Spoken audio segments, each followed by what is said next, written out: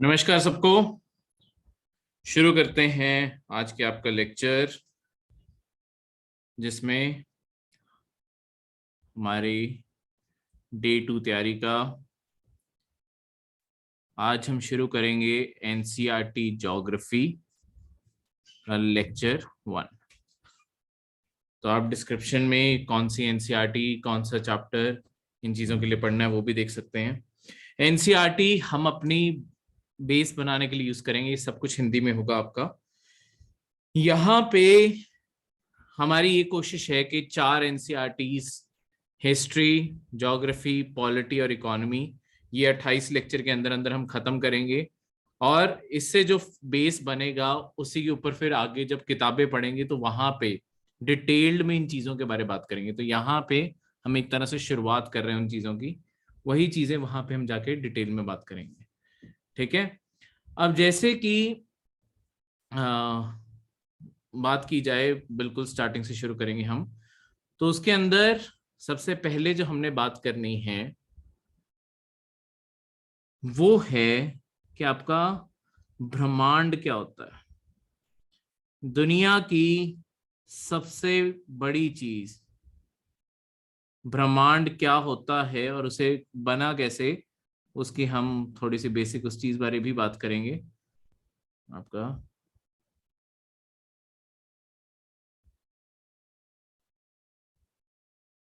ब्रह्मांड, तो ब्रह्मांड को अगर सबसे सिंपल तरीके से समझाया जाए, उसका मतलब होता है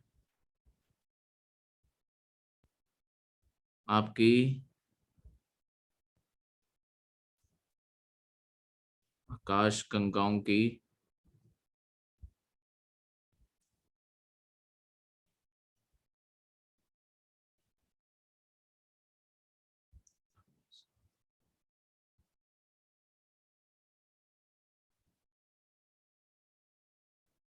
आकाश गंगाओं का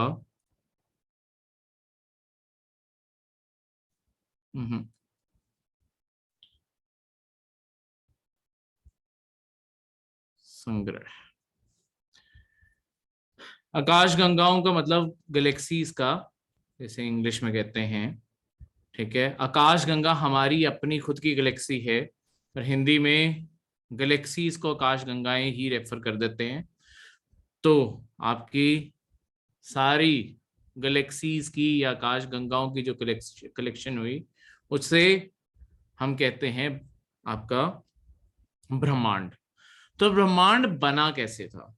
देखो, अंग्रेजी में एक थ्योरी है जो सबसे ज्यादा प्रमाणित यही है कि आपकी कैसे सारा ब्रह्मांड बना था, उसे हम कहते हैं big bang theory. Big bang theory Hindi में भी लिख दें, बिग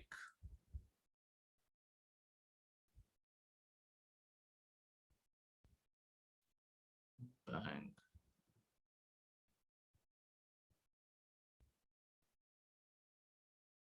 थ्योरी।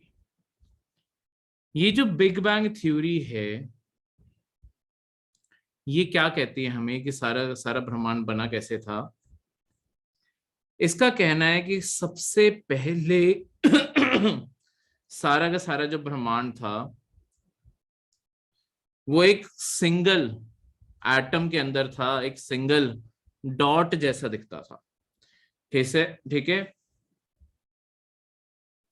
जिसे हम कहते हैं व्यक्तिव।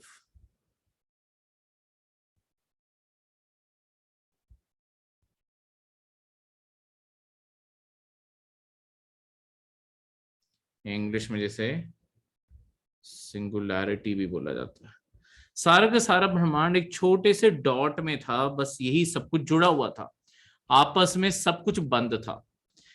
फिर क्या हुआ, फिर एक बहुत बड़ा इसी के अंदर धमाका हुआ और ये सारा यूनिवर्स ऐसे, सारा ब्रह्मांड ऐसे फैलना शुरू हो गया। ठीक है, अभी आपने कुछ टाइम पहले न्यूज भी सुनी होगी जेम्स वेब टेलीस्कोप की, कि जेम्स वेब टेलीस्कोप ने बहुत पीछे समय में जाके बहुत सारी तस्वीरें ली हैं जहां पे ये गैलेक्सीज बनती हुई हमें दिखती हैं। अलग अलग आकाश गंगाएं हमें नजर आती हैं। एक बहुत अच्छी तस्वीर ली है जिसमें हजारों आकाश गंगाएं, गैलेक्सीज हमें नजर आ रही हैं। तो ये आज भी सारा का सारा ब्रह्मांड फैल रहा है, आज भी आगे बढ़ता जा रहा है। और इसका सबूत, इसका प्रमाण हमें कहाँ से मिलता है? देखो, एक चीज जो स्कूल में गलत पढ़ाई जाती है वो चीज को भी हम यहाँ पे सही करें। आपके ये जितनी भी चीजें हैं, जितना भी ये सारा के सारा ब्रह्मांड है, स्कूलों में कई बार पढ़ाया जाता है कि हम जब धरती से बाहर जाते हैं बिल्कुल ही वैक्यूम, खाली पड़ा हुआ है, कोई हवा कुछ नहीं है। देखो ऐसा कुछ नहीं है कि हवा है ही नहीं, हवा पतली है और कई जहरीली गैसेस भी हैं, पर खाली नहीं है वो जगह। यहां पे अगर मैं आपको बताऊं, यहां पे 90% आपके जो सारा ब्रह्मांड है, सारा का सारा ब्रह्मांड जिसमें धरती और बाकी ग्रह, ठीक है, आपके उपग्रह, वो सब कुछ भी आ जाते हैं, 90% सारा का सारा ब्रह्मांड बना हुआ है आपके हाइड्रोजन से,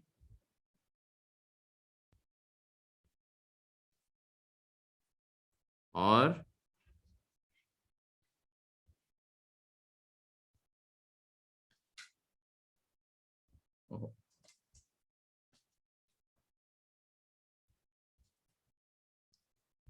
हीलियम से। 90% सारा ब्रह्मांड हाइड्रोजन और हीलियम से बना हुआ है। तो हवा खाली नहीं है, बल्कि कई जगहों पे ना ये हवा बिल्कुल ही इकट्ठी होके भी रहने लग जाती है। उस चीज को हम कहते हैं, जहां पे वो इकट्ठे होके रहने लग जाती है, कि आपके ना गैस के ना क्लाउड बन गए हैं। जैसे बादल होते हैं ना, वैसे के बादल तक एग्जिस्ट करते हैं, बस वो हवा से बने होते हैं। ठीक है, इसके बारे में आपको बताऊंगा। सबसे पहले सॉरी, आपको एक तस्वीर दिखा दूं कि सारा का सारा ब्रह्मांड अगर आज हम टेलीस्कोप से देखें तो कैसा दिखेगा। देखो, सारे ब्रह्मांड की अगर मैं बात करूं, ब्रह्मांड कुछ ऐसा दिखता है, जिसके अंदर अगर आप इस तस्वीर को ध्यान से देखेंगे, ये जितने भी आपको चमकती हुई जगहें दिख रही हैं, ये सारी की सारी आपकी आकाश गंगाएं हैं, आपकी गैलेक्सीज हैं। ठीक है, इन्हें अगर आप और ध्यान से देखेंगे, ये इनके अलग अलग आकार हैं।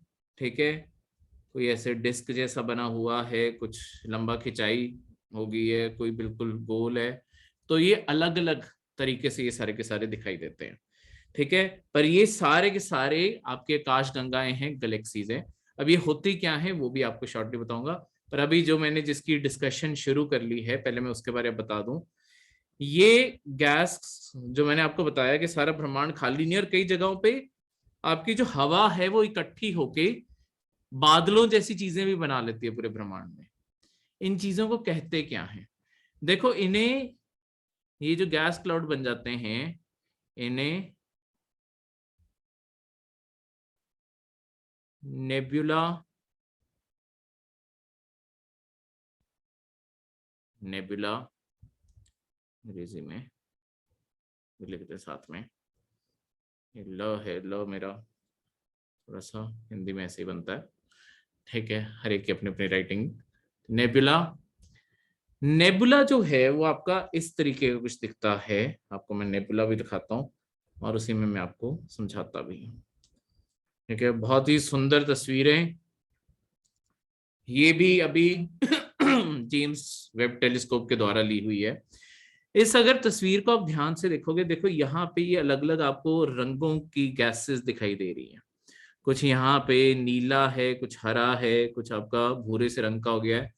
ये सारे जो आपके अलग अलग रंग है ना, तो हो क्या रहा है, ये ना आपकी सारी की सारी सिर्फ हवा है, गैस है।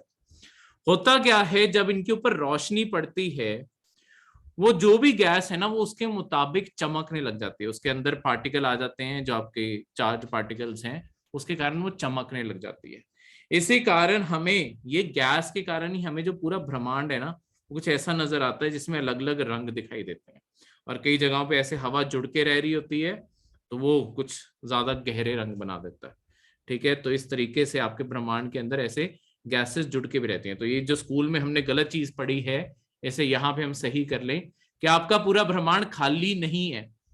हम सांस नहीं ले सकते ब्रह्मांड में, क्योंकि ऑक्सीजन नहीं है वहां पे, पर हवा जरूर है वहां पे। तभी तो जो हमारी दूर दूर तक हमने सैटेलाइट भेजी हुई हैं, वो वहां से हमें लगातार रेडियो फ्रिक्वेंसी से हमें सिग्नल भेजी जा रही है और हम धरती पे उन सिग्नल को पढ़ते जा रहे हैं, तो वो इसलिए भेज पा रही है क्योंकि बीच में हवा के थ्रू वो भेज रही है सब कुछ, हवा के जरिए वो सब कुछ भेज रही है।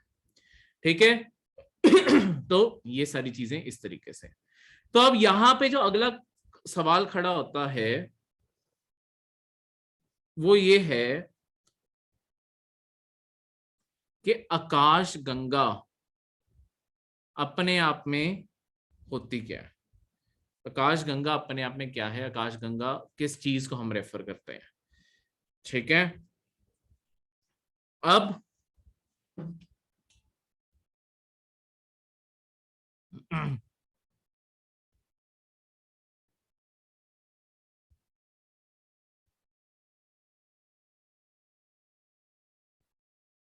आकाश गंगा पर पढ़े।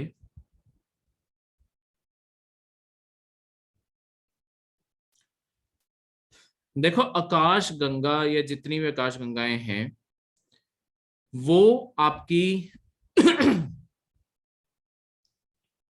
एक तरह से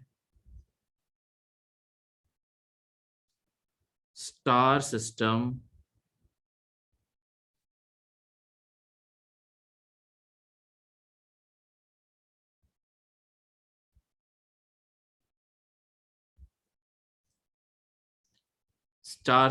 का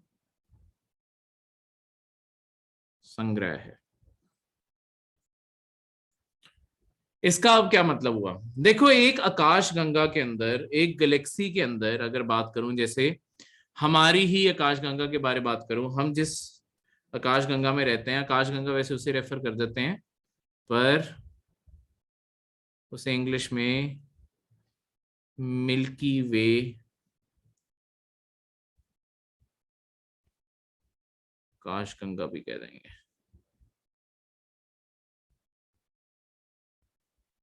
ठीक है, इंग्लिश में भी यहां लिख दें मिल्की वे गैलेक्सी, और ये डेफिनेशन हम पढ़ रहे हैं गैलेक्सीज की। तो अगर आप सारा का सारा ब्रह्मांड देखेंगे उसके अंदर आपको गैलेक्सी गैलेक्सी नजर आएंगी। उसके बाद अगर आप उसके अंदर देखेंगे तो आपको अलग अलग मतलब गैलेक्सियों के अंदर देखना शुरू करेंगे, आकाशगंगाओं के अंदर देखना शुरू करेंगे। जैसे ये हमारी मिल्की वे गैलेक्सी है, इसके अंदर आपको ये जो छोटे छोटे व्हाइट कलर के डॉट दिखाई दे रहे हैं ना, ये देखो ये जो अलग अलग यहाँ पे डॉट्स हैं, बहुत सारा सारी की सारी अगर आप इस इमेज को देखोगे भरी पड़ी है इससे। ठीक है, थोड़ा जूम कर देते हैं, ये देखो सारी इमेज ये सफेद सफेद डॉट से भरी पड़ी है। ये जो आपके सफेद सफेद डॉट्स हैं ये सारे के सारे आपके तारे हैं। ठीक है, ये आपके सारे के सारे तारे हैं। ठीक है, तो ये भी तारा है, कोई ये भी तारा है, ये भी तारा है, कोई ये भी तारा है। ठीक है, इसी में से एक हमारा सूरज भी है। तो हमारी जो मिल्की वे गैलेक्सी है वो कुछ इस तरीके से दिखाई देती है। ठीक है, इसकी अगर आप शेप ध्यान से देखोगे, देखो ये गोल नहीं है, यहाँ पे ऐसे अंदर अंदर अंदर अंदर अंदर सारे घूम घूम के बिल्कुल सेंटर के एरिया में जा रहे हैं। ये जो इसकी शेप हुई इसे अंग्रेजी में स्पाइरल कहते हैं और हिंदी में इसे ही कुंडली धार शेप कहेंगे। ये कुंडली वाली शेप है कि ऐसे अंदर अंदर अंदर अंदर फोल्ड हो रही है, जैसे सांप भी फोल्ड हो जाता है वैसे ही ऐसे ये भी शेप बन गई। तो इसमें होता क्या है, देखो हमारी जो मिल्की वे गैलेक्सी है, हमें एक सूरज बारे भी हम यहाँ पे एक फैक्ट याद कर लें। सूरज ऐसा नहीं है कि सूरज जो बिल्कुल एक ही जगह पे रहता है, सूरज भी धीरे धीरे क्या है ये पूरे पाथ पे ऐसे ट्रैवल करता जा रहा है, ऐसे आगे आगे बढ़ता जा रहा है और करते करते करते करते यहाँ बीच में पहुंच जाएगा। यहाँ बीच में जाके क्या होगा, बीच में जाके आपके सारा का सारा जो इलाका है, ये बीच वाला इलाका दिखाता हूँ, यहाँ पे ये सारे तारे एक दूसरे के, देखो यहाँ पे अगर आप इन डॉट्स को देखो ये बहुत ही पास पास आ चुके हैं, तो यहाँ एक दूसरे के बहुत करीब आ गए, इसलिए इतना ज्यादा चमकने लग गया बीच वाला ये इतना एरिया इतना ज्यादा चमक रहा है। उसके अलावा यहाँ पे जाके बीच में एक दूसरे से टकरा जाते हैं, जिससे बहुत बड़े धमाके होते हैं।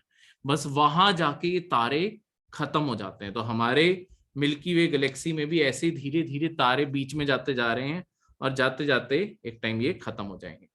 ठीक है, ये ऐसे सारी की सारी इमेज है। तो एक टाइम हमारे सूरज का भी एक ऐसा आएगा टाइम जहां पे सूरज जाके बिल्कुल खत्म हो जाएगा। ठीक है, तो इस तरीके से सूरज भी एक टाइम पे जाके खत्म हो जाएगा। अभी बहुत बाद में, अभी तो अरबों करोड़ों साल दूर है, पर सूरज भी इसी तरीके से ही खत्म होगा, क्योंकि सारी गैलेक्सी हमारी इस तरीके से काम कर रही है, आकाशगंगा इस तरीके से मिलती है।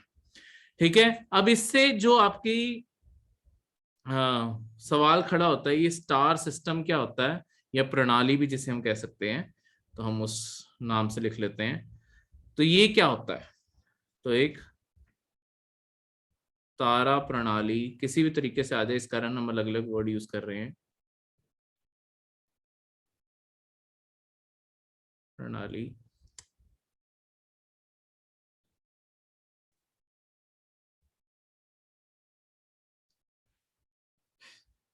तारा प्रणाली।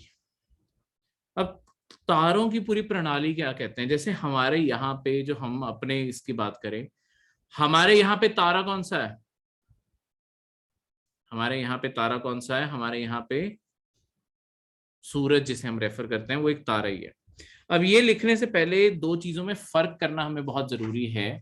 ठीक है, जिन्हें हमें समझना जरूरी है कि हम एक तारा किसे कहते हैं और एक ग्रह किसे कहते हैं। एक तारा किसे हम कहते हैं और एक ग्रह किसे कहते हैं। बेसिकली तारा, जैसे कि हमारे यहाँ पे हम अपने पास का एग्जांपल भी यहाँ साथ में लेके चलते हैं, जैसे कि आपका सूर्य हो गया। ठीक है, और यहाँ पे दूसरी साइड पे जो हमारी धरती है वो यहाँ पे होगी। ठीक है, सूर्य और धरती। अब सूर्य, हमारे सूरज या सूर्य और हमारी धरती के बीच में फर्क क्या है। देखो, जो भी तारे होते हैं ना, तारों की हमेशा खुद की रोशनी होती है, अपना स्वयं का प्रकाश होता है। ठीक है, दूसरी साइड पे अगर मैं धरती की बात करूं, यहां पे एक तारे के प्रकाश पर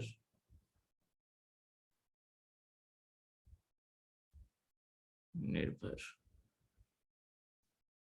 ठीक है, इन दोनों में ये फर्क है कि देखो, एक जो तारा होता है, अब इस चीज को समझें, तारे की अपनी खुद की रोशनी होती है, तारा किसी और के ऊपर निर्भर नहीं करता होता इन रोशनी के कारण। पर जो ग्रह होते हैं, ग्रह हमेशा एक तारे के ऊपर निर्भर करते हैं कि वहां से रोशनी आएगी तभी सब कुछ चलेगा। जैसे धरती के ऊपर हवा गर्मी के कारण चलती है, पानी गर्मी के कारण हिलता है, हर चीज, आपके पौधों को गर्मी चाहिए, हमें, आपको और मुझे विटामिन डी चाहिए, तो हमें भी धूप चाहिए।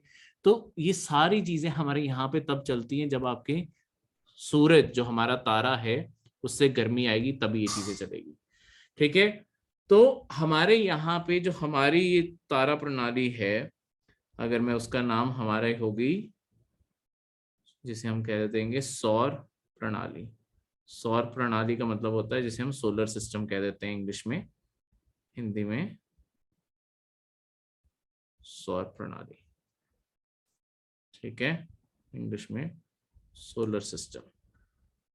तो एक सौर प्रणाली में देखो, एक सिर्फ सूरज नहीं होता, सूरज के आसपास जो घूम रही चीजें हैं, सूरज के आसपास जितनी भी चीजें हैं, उन सबको भी हम यहाँ पे साथ में लेके चलते हैं। तो हम उन सबकी एक लिस्ट बना लेते हैं। देखो, सूरज के आसपास आपके बहुत सारे, जैसे सूरज की बात करें, आपके बहुत सारे ग्रह भी हैं।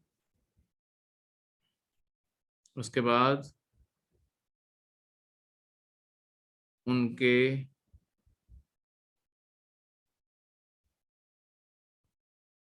उपग्रहों, उनके उपग्रह।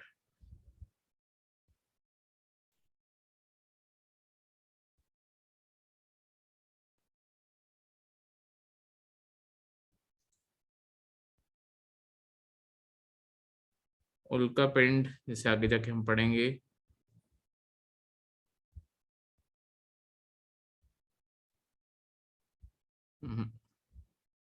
सॉरी, धूमकेतु,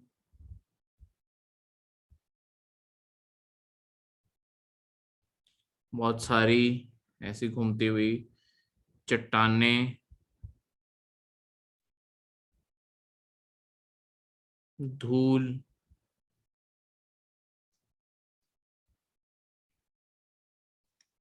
और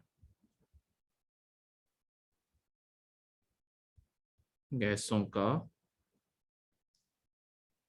संग्रह। जैसे मैंने आपको बताया, आपकी गैसें, हवा तो हर जगह ही है, तो सबका संग्रह करके एक तारे की पूरी प्रणाली बनती है। अब इसे करने से पहले हमें पहले दो कंसेप्ट करने जरूरी हैं। ये सारी चीजें मैं आपको समझाऊं उससे पहले हमने दो कंसेप्ट करने हैं। उसके लिए मैंने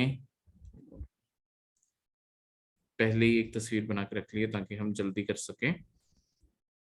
देना।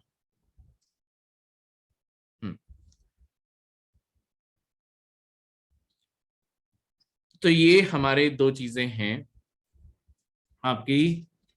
आ, हमने दो चीजें पढ़नी है। एक को जिसे हम कहते हैं रोटेशन, और एक जिसे हम कहते हैं चक्र।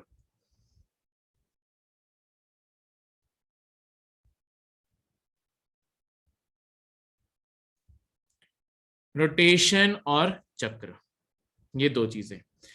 अब देखो, सबसे पहले रोटेशन की चीज को समझते हैं। रोटेशन होती क्या है? देखो, कोई भी सॉरी, कोई भी चीज आप जब अपने, अगर कोई भी जैसे घूमने वाली चीज है, अगर उसके बिल्कुल सेंटर से आप लाइन खींच दोगे, बिल्कुल बीच से लाइन खींच दोगे, ये बन जाएगी उसकी धुरा। ठीक है। अगर ये अपने इसी धुरा के चारों ओर, धुरा जिसे इंग्लिश में एक्सिस कहते हैं, अगर वो इसके चारों ओर घूम रही है, उसे कहेंगे रोटेशन। देखो, जैसे छोटे होते लाटू आपने अगर खेला हो, तो उसके बिल्कुल नीचे से ऐसे एक पिन निकली होती थी, उसे तुम घुमाते थे, वो उसी पिन के ऊपर घूम रहा है, वो एक ही जगह पे खड़े खड़े घूम ही जा रहा है। अब ये जो घूमना है, इसे हम रोटेशन कहते हैं, जो ये मोशन हमने यहाँ पे पढ़ा। ठीक है, सर रब हो गया, दोबारा से कोई बात नहीं। ठीक है, तो ये सारा का सारा मोशन इस तरीके से यहाँ पे आ गया।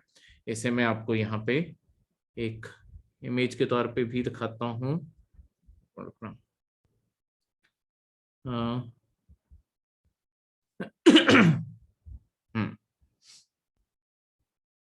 अच्छा, स्क्रीन शेयर बंद कर। हाँ, जैसे ये है, ये हमारी धरती है, इसके बिल्कुल सेंटर से मैं ऐसे एक लाइन खींच दूं। अगर मैंने ये बिल्कुल सेंटर से एक लाइन खींच दी है, अब धरती इस लाइन के देखो चारों ओर घूम रही है, कहीं आगे नहीं बढ़ रही, बस यहीं पे चारों ओर घूम रही है। इसे, इस सेंट्रल लाइन जो मैंने खुद इमेजिनरी बनाई है, इसे हम कहते हैं आपका धुरा बन गया, या जिसे हम आपकी इंग्लिश में एक्सिस कहते हैं। अब आपकी अर्थ अपने धुरे या एक्सिस के चारों ओर बस घूम रही है। इस मोशन को हम कहते हैं आपकी रोटेशन। ठीक है, रोटेशन। ऐसे ही बात करें दूसरे मोशन के बारे, दूसरा मोशन है आपका रेवोल्यूशन, या जिसे हमने चक्कर लिखा था। अब चक्कर में क्या होता है कि देखो, आपका सूरज बिल्कुल बीचों बीच है, सूरज के चारों ओर धरती घूम रही है। एक पूरा चक्कर जब ये मार के आती है, उसे हम कहते हैं कि एक साल हो गया। तो ऐसे पूरा एक जो सर्कल घूमना है, उसे हम रेवोल्यूशन कहते हैं। ये जो ऑर्बिट, ऐसे जिसे हिंदी में हम जिसे परिक्रमा कहेंगे, धरती अपनी परिक्रमा पूरी करके आती है सूरज के चारों ओर। देखो, सिर्फ धरती नहीं घूमती, इसके आगे बात करें, देखो हमारे जैसे धरती के चारों ओर हमारे चंद्रमा भी घूम रहा है। ठीक है, ये जो है ये हमारा चंद्रमा है।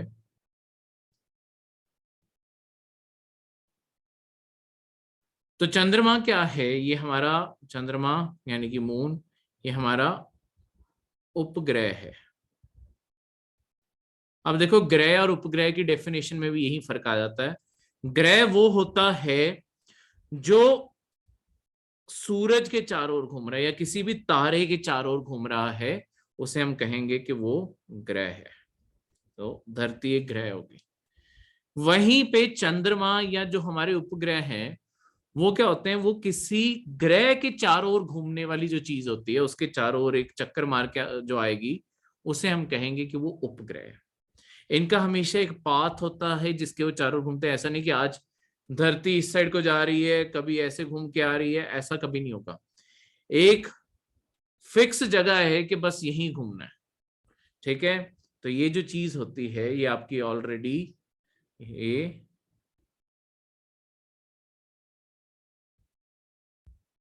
निश्चित होती है, निश्चित पथ है, यहीं पे ये चलेंगे। क्लियर है? तो इन्हें अगर मैं टर्मिनोलॉजी में इन दोनों को लिखूं, यहां पे भी दोबारा से इसका नाम लिख देता हूं, रोटेशन यानी कि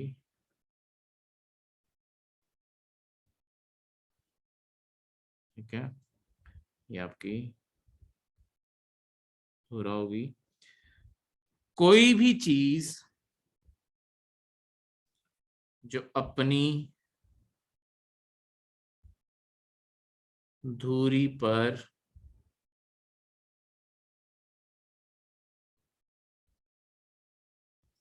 घूमेगी उसे हम रोटेशन कहेंगे। ठीक है, रोटेशन अपनी धुरी पर घूमना। रेवोल्यूशन का मतलब होता है किसी के इर्द गिर्द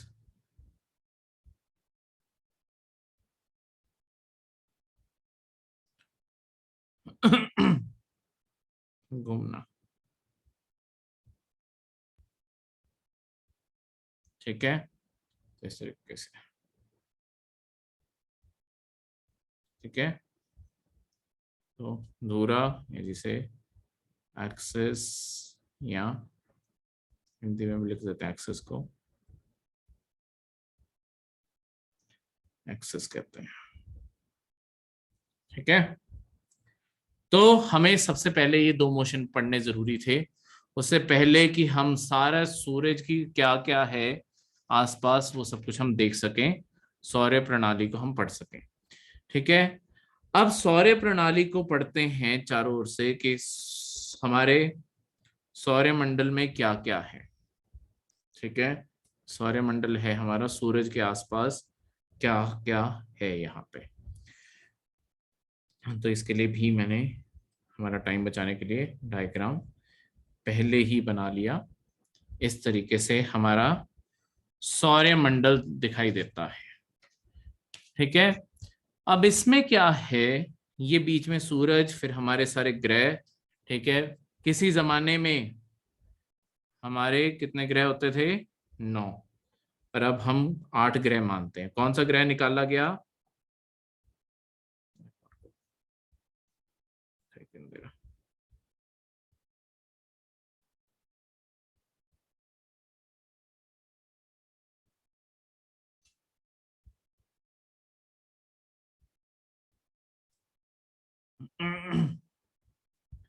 एक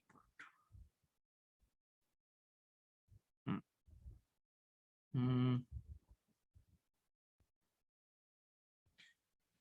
हाँ, ये आपका सारे का सारा सूरज मंडल है। हम पहले कहते होते थे कि हमारे यहाँ पे 9 ग्रह हैं, अब हम कहते हैं हमारे 8 ग्रह हैं। तो एक ग्रह कहाँ गया, क्या हुआ उसके साथ, कौन ले गया उसे? तो बेसिकली देखो, हमें यहाँ पे दो चीजों में पहले फर्क करना जरूरी है। वो फर्क है कि हम ये जो देखो, जैसे हमारी ये जो बेल्ट है, जिसे हम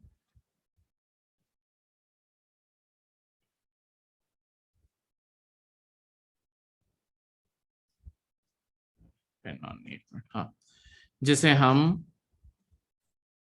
क्षुद्रग्रह बेल्ट कहते हैं।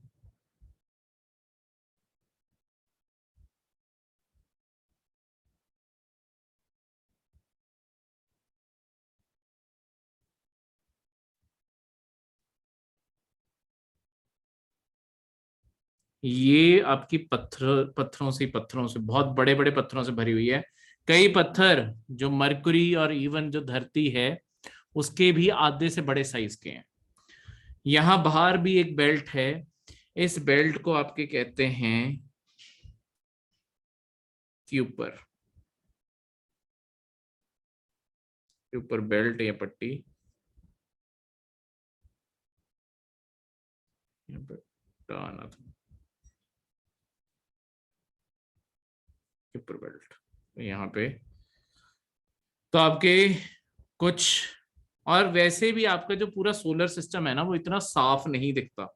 जैसे हम बनाते हैं कि बिल्कुल ही साफ सुथरा, ऐसा आपका सोलर सिस्टम नहीं दिखता होता। ये भी स्कूलों में गलत बताया गया है कि आपका सोलर सिस्टम बिल्कुल ही ऐसे चकाचक है।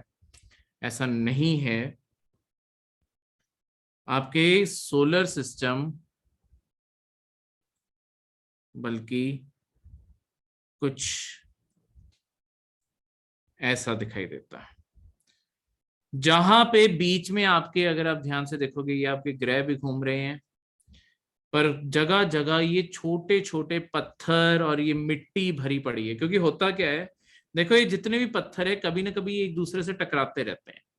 टकराएंगे तो ये और टूट जाएंगे। टूटते टूटते ये सारा का सारा जितना भी हमारा सौरमंडल है इसके अंदर मिट्टी भर चुकी है, या छोटे छोटे पत्थर इधर उधर घूम रहे हैं, या अगर एक ये फिक्स पाथ के अंदर घूम रहे हैं, ये आपकी क्षुद्र ग्रह बेल्ट जिसे एस्ट्रॉयड बेल्ट भी कहते हैं, ये आपकी क्यूपर बेल्ट के अंदर मौजूद है। ठीक है, तो ये ऑलमोस्ट इस तरीके से दिखाई देते हैं। ठीक है, अब वो चीज यहां से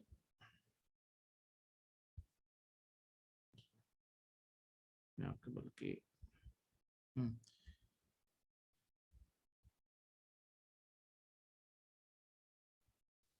ठीक है, क्षुद्र ग्रह बेल्ट अब वो यहाँ से रब होगी और के ऊपर बेल्ट रब होगी, पर वो हमने अभी लिखा है तो यहाँ पे एक परिकली बस। अब देखो यहाँ पे अगर आप प्लैनेट देखोगे, यहाँ पे अंदर भी आपके प्लैनेट और ये बाहर वाले प्लैनेट, ये बाहर वाले प्लैनेट कई गुना साइज में ज्यादा बड़े हैं। ये बहुत बड़े बड़े प्लैनेट है। इनके बड़े होने का कारण यही है क्योंकि ये गैस हवा इनके आसपास बहुत ज्यादा है, तो इस कारण ये दिखने में बहुत बड़े लगते हैं। हमारे जो अंदर वाले प्लैनेट हैं जिसमें धरती भी आ जाती है, आपका तीसरा ग्रह है, ये सारे छोटे हैं क्योंकि इनके आसपास हवा इतनी इकट्ठी नहीं हुई हुई।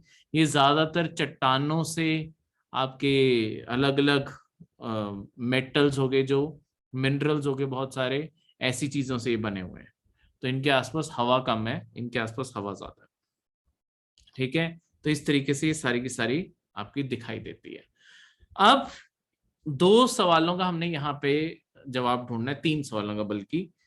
पहला सवाल है कि आपके पहले अगर हम कहते थे कि यहाँ पे जो प्लैनेट एग्जिस्ट करता था ये आपके प्लूटो था, जो नौवां प्लैनेट जिसे हम कहते थे, पहले हम उसे प्लैनेट मानते थे पर बाद में हमने उसे प्लैनेट यानी कि ग्रह की लिस्ट से निकाल क्यों दिया। तो हुआ क्या प्लूटो के साथ, देखो ग्रह और कोई भी आम पत्थर में क्या फर्क है, हमने ये फर्क जानना है सबसे पहले। देखो ये जो पत्थर हैं, पत्थरों का अपना खुद का कोई अपना खुद का ऑर्बिट नहीं है।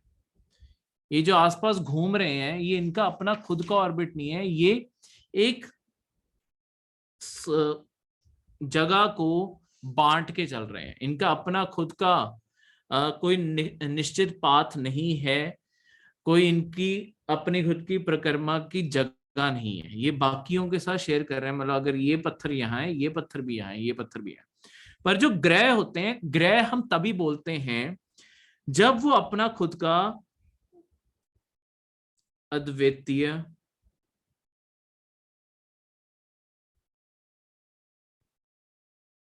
अद्वितीय, ये मैं दूसरे रंग से लिख दूं ताकि क्लियरली दिखे।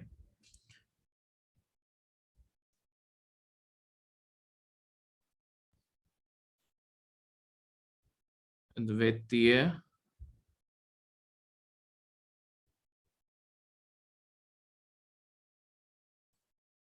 कक्षा या जिसे ऑर्बिट कहते हैं वो बना लेते हैं। तो कोई भी है तो देखो ग्रह भी पत्थर ही, बस जिन पत्थरों ने अपना खुद का ऑर्बिट बना लिया है, अद्वितीय अलग यूनिक सबसे अलग बना लिया है, उनके रास्ते में और कोई बड़ा पत्थर नहीं है। देखो ऐसा नहीं होता है छोटे पत्थर नहीं है, यहाँ सारे ही यूनिवर्स में, जैसे मैंने आपको सारा भी सौर प्रणाली की फोटो दिखाई, यहाँ छोटे छोटे पत्थर तो सारी जगह भरे पड़े हैं, पर कोई भी बड़ा पत्थर अब इनके रास्ते में नहीं है। यानी कि धरती के रास्ते में छोटे छोटे पत्थर तो होंगे, उनका पता भी नहीं चलता हमें, पर बड़ा अब कोई नहीं है जिससे धरती टकराए।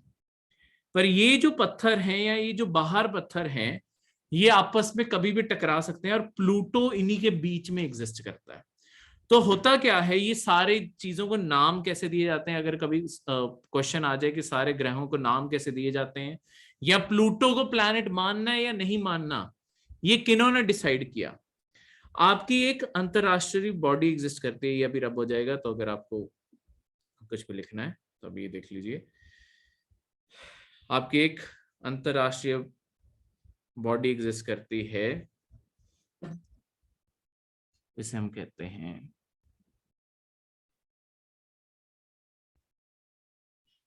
अंतरराष्ट्रीय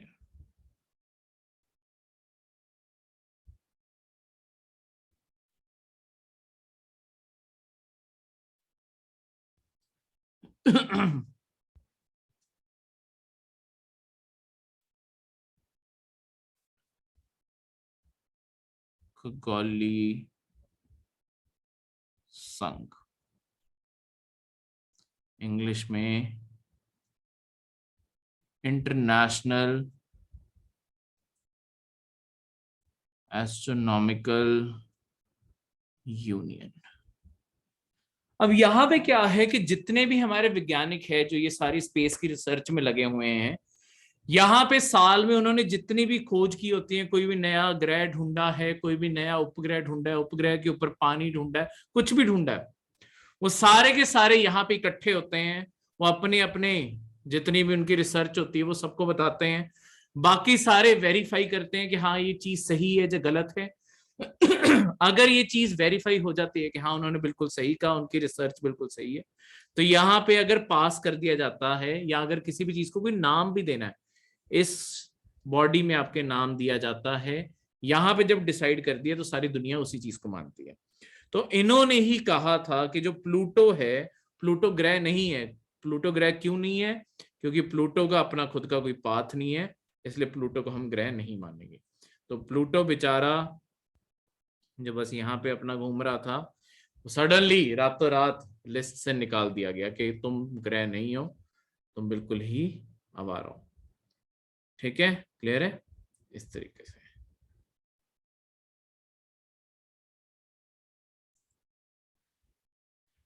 क्लियर है? कोई भी डाउट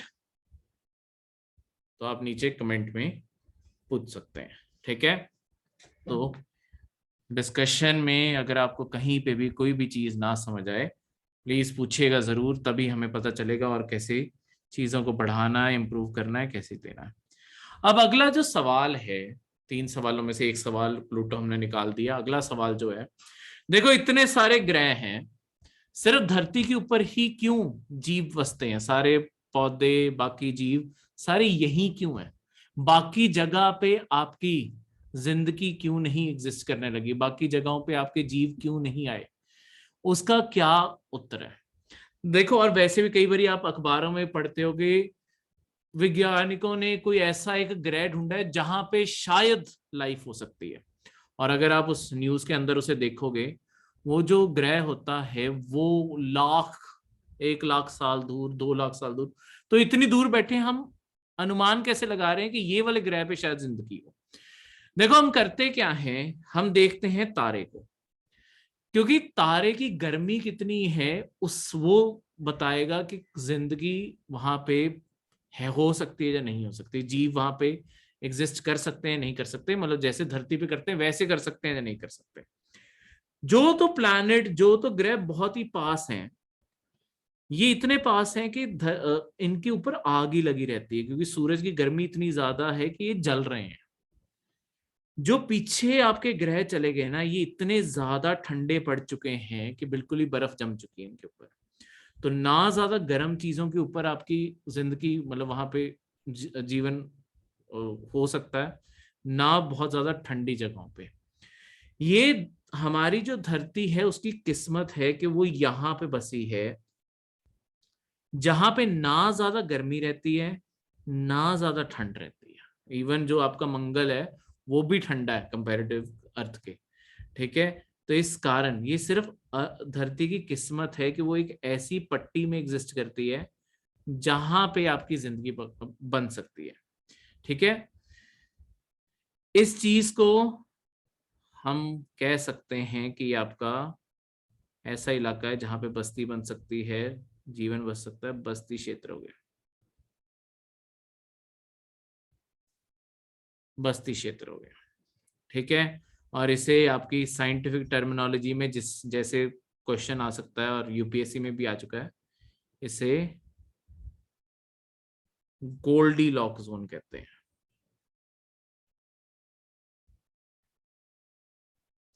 गोल्डी लॉक क्षेत्र कह लो, जोन कह लो, जैसे भी कहना चाहते हो।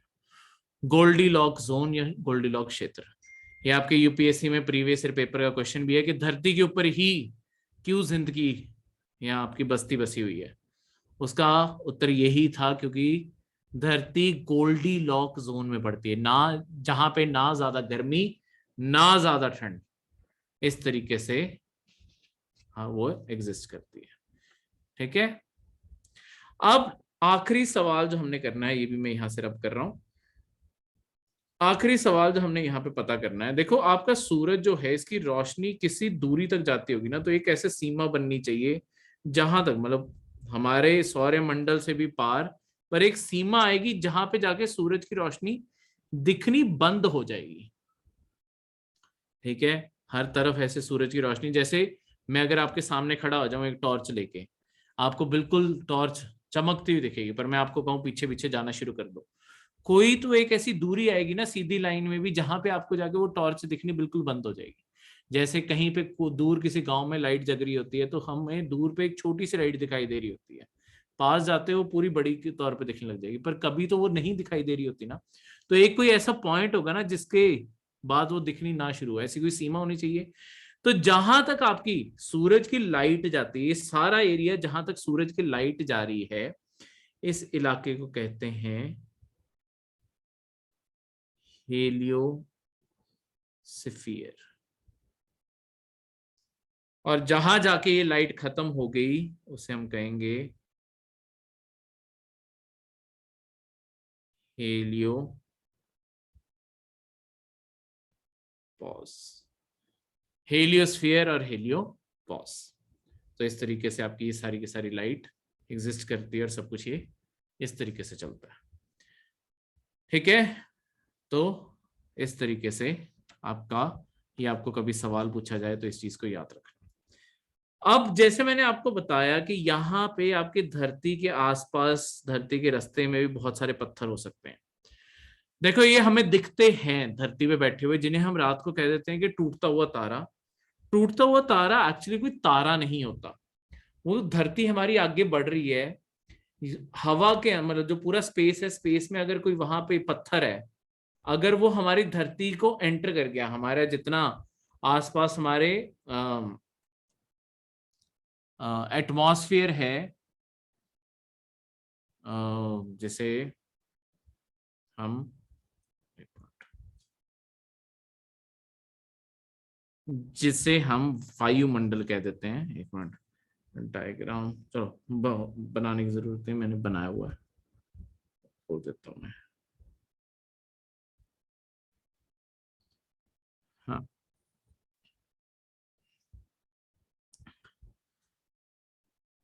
देखो ये जो आपका वायुमंडल है आसपास, देखो एक ही कोई पत्थर आपका जब स्पेस के अंदर, अंतरिक्ष के अंदर वैसे ही तैर रहा है। ठीक है। ये आपका पत्थर है, इसे हम, इसे उल्का पिंड भी कहते हैं। ये आपका अंतरिक्ष में तैर रहा है। ओहो, ये नहीं आएगा। अंतरिक्ष में तैर रहा है, बस धरती से भी दूर है, पर धरती धीरे धीरे आगे बढ़ती जा रही थी तो ये पत्थर शायद पास आता गया। ये पत्थर जब हमारे वायुमंडल को, वायुमंडल के अंदर आ जाएगा, जो हमारे धरती के आसपास हवा है, तो ये हमारा वायुमंडल एंटर कर गया। तो वायुमंडल के अंदर आते ही देखो होगा क्या, हवा की रगड़ लगने लग जाएगी इसे। हवा की रगड़ के कारण इस पे आग लग जाएगी, ये जलने लग जाएगा। ये जल जल के इसके टुकड़े होते होते ये खत्म हो जाएगा। इसे ही हम टूटता हुआ तारे के तौर पे देखते हैं कि बस कोई चीज ऐसे जलती है, कुछ ही सेकंड में वो खत्म हो जाती है। वो है आपका जो हमें टूटते हुए तारे के तौर पे दिखता है। अगर ये कभी पत्थर बहुत बड़े साइज का होना तो ऐसा भी हो सकता है कि ये पत्थर ना धरती के ऊपर आके गिर जाए। ठीक है, गिरे हुए पत्थर को हम उल्कापिंड ही दोबारा से रेफर करते हैं। ये हिंदी में अलग अलग वर्ड नहीं है, ठीक है। ये हवा में जब हमारे वायुमंडल में आता है तब इसे उल्का कहते हैं, बस यहाँ पे एक अलग वो शब्द है, बाकी नहीं तो उल्का पिंड, उल्का, उल्का पिंड। फिर से हिंदी में ये अलग अलग वर्ड नहीं है, तो अगर ये कभी पेपर में क्वेश्चन आ जाता है ना, तो ये आपको इंग्लिश वाला, क्योंकि आपके दोनों साइड पे पेपर होंगे, तो अगर कभी पेपर में ऐसी कंफ्यूजिंग चीज आ जाए कि उल्का पिंड अगर धरती के ऊपर गिरता है तो उसे क्या कहते हैं, तो थोड़ा इंग्लिश वाली साइड पे देख लेना। तभी मैंने ये इंग्लिश वाले वर्ड लिख दिए थे, क्योंकि इंग्लिश में OIDEOR और RITE, ये तीनों वर्ड अलग अलग यूज होते हैं, इस कारण अंग्रेजी के तौर पे पूछा जाएगा तो हम कंफ्यूज ना हो जाए, तो मैंने यहाँ पे लिख दिया। अगर ये आपका यहाँ पे आके धरती पे गिर जाता है तो धरती पे इतनी जोर से गिरेगा, ये बहुत बड़ा ना यहाँ पे खड्डा कर देता है। इस खड्डे को आपके कहते हैं क्रेटर, क्रेटर। और कई बार इन क्रेटर के अंदर पानी भर जाता है तो उन्हें हम क्रेटर लेक रेफर कर देते हैं। तो इस तरीके से आपके क्रेटर बन सकते हैं, क्रेटर लेक रेफर करते हैं। क्लियर है? कोई भी डाउट यहाँ तक आपको तो आप मुझसे कमेंट सेक्शन में पूछ सकते हैं। ठीक है, तो ये था आपका आज तक का लेक्चर। ठीक है, किसी भी चीज में कोई भी डाउट हो पूछना। यहीं से अगला कंसेप्ट आगे सोलर विंड क्या होती हैं, वो ऐसी चीजें करते करते हम सारी अब धरती बारे धीरे धीरे पढ़ना शुरू करेंगे। ठीक है, तो कहीं पे भी कोई भी डाउट हो वो आप पूछ लीजिएगा। तो मिलते हैं आपको अगले लेक्चर में। Thank you.